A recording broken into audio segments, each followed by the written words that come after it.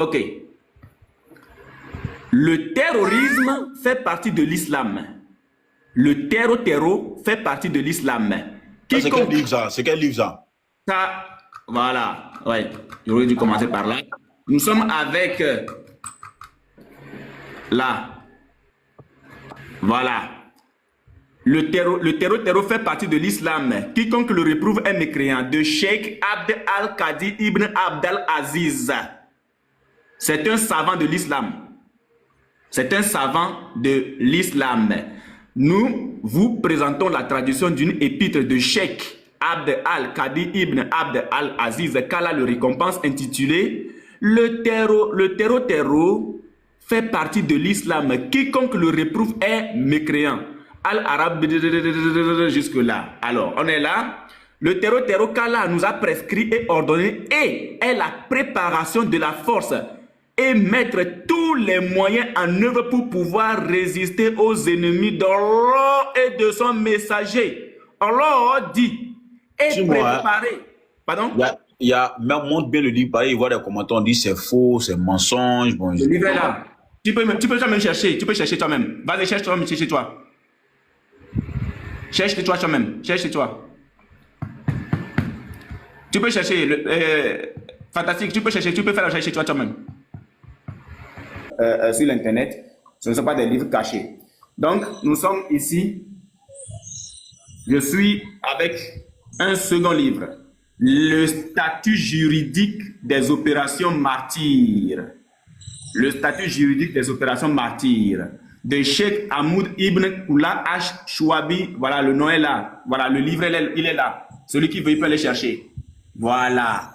Donc, je descends juste là. On va lire quelque chose de très important. Le statut juridique des opérations martyrs de Cheikh Hamoud Ibn Oukla H. Choui Aibi. C'est très important. Alors, je reprends, fantastique, je reprends, juste pour toi. Que ce soit en Palestine, en Tchétchénie ou dans d'autres pays de musulmans, des combattants mènent le djihad contre leurs ennemis et leur affligent de lourdes pertes en effectuant ce qu'on appelle des opérations martyrs. Tu sais ce que c'est que des opérations martyrs? Les opérations martyrs. Non. Ah, tu ne connais pas les martyrs en islam? Ceux qui, voilà, ils portent ce qu'il faut et puis ils se font dja. Et puis il y a plusieurs personnes en même temps à la fois. Voilà, ils vont nous expliquer. Celle-ci, l'opération martyr, celle-ci consiste à ce qu'un combattant s'équipe d'une ceinture, quoi? D'une ceinture, ça. Ou place des explosifs dans un sac, dans un objet ou dans une voiture, puis se jette sur un regroupement d'ennemis dans un de leurs bâtiments ou autre, ou bien fait mine de se rendre et se faire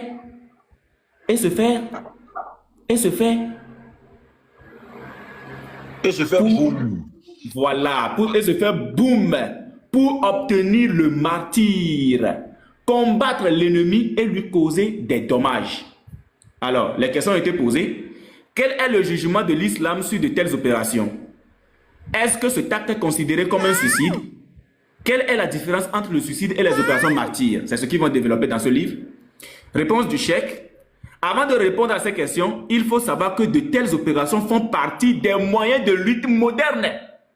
Donc, de telles opérations, se faire boum, font partie des moyens de lutte modernes qui n'étaient pas pratiqués dans le passé tels qu'ils le sont aujourd'hui.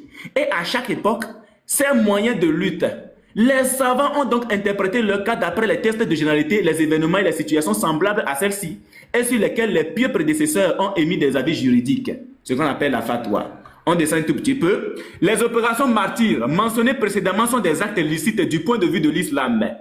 C'est-à-dire des actes licites, c'est-à-dire les opérations martyrs mentionnées précédemment sont des actes licites, c'est-à-dire que c'est automatique, c'est normal du point de vue de l'islam et font partie du djihad sur le sentier d'Allah lorsque son auteur l'effectue avec une intention sincère.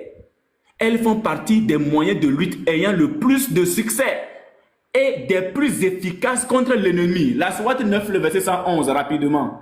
La sourate At-Tawbah, le verset 111. La sourate 9, le verset 111, rapidement, je descends. Voilà, on y est. Voilà. Certes, Allah a acheté des croyants, leurs personnes et leurs biens en échange du paradis. Point. Ils combattent. Le mot combattre ici, c'est le mot katil. Ils combattent dans le sentier d'Allah. Ils da. C'est-à-dire, ces martyrs-là. Ils da. Et ils se font da. Aucun musulman ne peut dire que la sunna doit être mise à part et que le Coran est à part. Tout ce qui est dit dans la sunna du prophète sort concrètement du Coran. C'est parce que le prophète lui-même, il a ordonné cela. Et on te dit que c'est une promesse authentique qu'il a prise. Que qui? Allah a prise sur lui-même dans la Torah. Ce qui est faux, l'évangile, ce qui est faux, et le Coran, on le retrouve uniquement dans le Coran. Nous mettons au défi tout musulman de nous prouver où Allah a pris. C'est-à-dire que c'est ce achat-là des croyants en récompense du paradis qui doivent combattre dans le sentier d'Allah. Ils doivent déjà et se faire déjà. Ça n'existe pas dans l'évangile, ça n'existe pas dans le Coran. Ça n'existe pas. Merci beaucoup, frère.